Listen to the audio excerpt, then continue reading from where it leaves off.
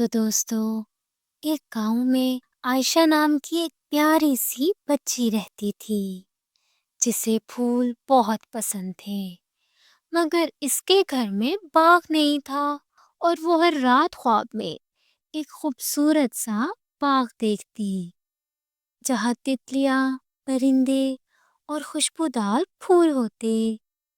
ایک دن عائشہ نے اپنی ماں سے پوچھا، کیا میں باغ بنا سکتی ہوں؟ تو ماں نے مسکرا کر کہا، ہاں بیٹا، مگر محنت کرنی ہوگی۔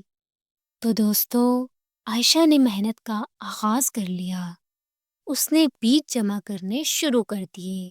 وہ دوسروں کی مدد کرتی اور بدلے میں بیج لیتی اور ہر روز مٹی کو پانی دیتی، گھاس ہٹاتی اور پودوں سے باتیں بھی کرتی۔ تو دوستو، چند ہفتوں بعد ہی جب ایک صبح وہ جاگی تو اس کا آنگن رنگ برنگے پھولوں سے بھرا ہوا تھا۔ تتلیاں اڑ رہی تھی، پرندے گا رہے تھے اور ہر طرف خوشبو تھی۔ اس کا خواب سچ ہو گیا تھا۔